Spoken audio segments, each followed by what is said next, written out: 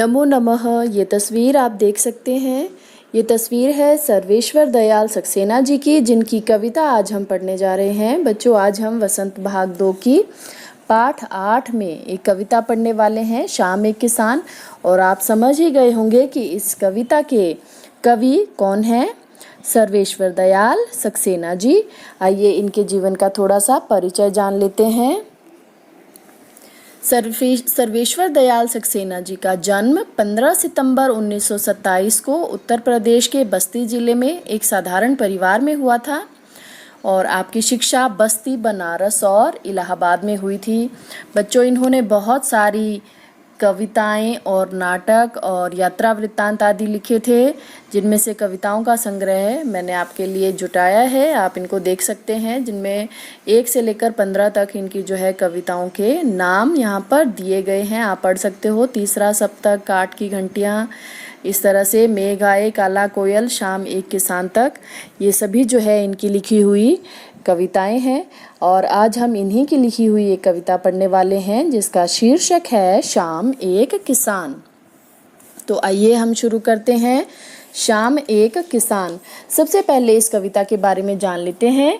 इस कविता में जो है कवि ने किसान के रूप में जो है जाड़े की शाम का प्राकृतिक दृश्य जो है उसका चित्रण किया है। और इस प्राकृतिक दृश्य में पहाड़ कैसे नज़र आते हैं, सूर्य कैसा नज़र आता है, शाम के समय किस तरह का नज़ारा होता है, उसका वर्णन इस कविता में किया है। तो आइए कविता को शुरू करते हैं। आकाश का साफा बांधकर सूरज की चिलम खींचता बैठा है पहाड़।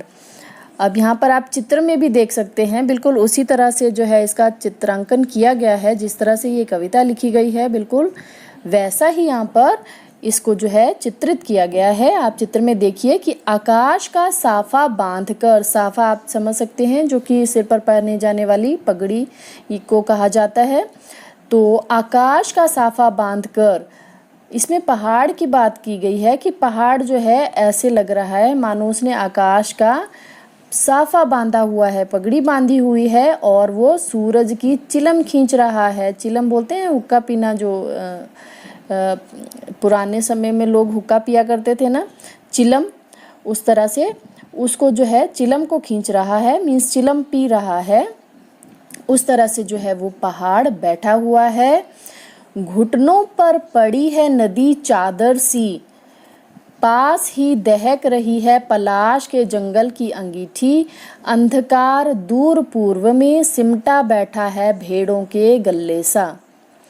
अब इसमें आगे कवि क्या कह रहे हैं कि घुटनों पर पड़ी है नदी चादर सी, कि जो नदी है वो इस तरह से लग रही है जैसे किसी बूढ़े किसान के घुटनों पर जो है कोई चादर पड़ी है। वास्तव में ये पर्वत है, पहाड़ है। पहाड़ पर जो, पहाड़ के पास जो नदी बह रही है वो ऐसी प्रतीत हो रही है मानो किसान के घुटने पर जो है कोई चादर पड़ी है।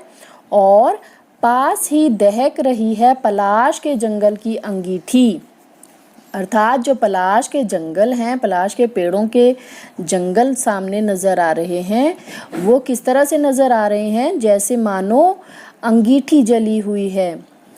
अंधकार दूर पूर्व में सिमटा बैठा है, यानी कि पूर्व में अंधकार बैठा है। जब शाम होती है तो पूर्व दिशा में तो अंधकार ही नज़र आएगा, क्योंकि सूर्य जो है पूर्व दिशा में सुबह उदय होता है और शाम के समय वो पश्चिम दिशा में अस्त हो जाता है। तो पूर्व दिशा में अंधकार कैसा लग रहा है, मानो वो भेड़ों के झुंड की तरह बैठा हुआ है सिमट कर। अचानक बोला मोर, जैसे किसी ने आवाज दी, सुनते हो। अब आगे इसमें क्या कहा गया है कि अचानक मोर बोलता है। और कैसे बोलता है, जब मोर का बोलना सुनाई देता है तो ऐसा प्रतीत होता है मानो किसी ने आवाज दी हो, सुनते हो। चिलम औंधी, धुआं उठा, सूरज डूबा, अंधेरा छा गया।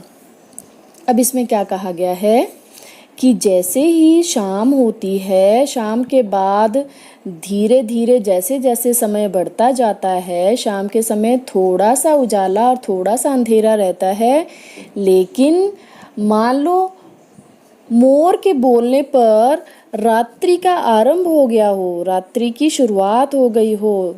ठीक है, तो जैसे ही रात्रि की शुरुआत होती है, चिलम औंधी धुआं उठा, अर्थात चिलम औंधी, जो चिलम को पीता हुआ किसान की एक कल्पना की गई है कि वो चिलम औंधी हो जाती है। औंधी मतलब उलट जाना या पलट कर रख दिया जाना।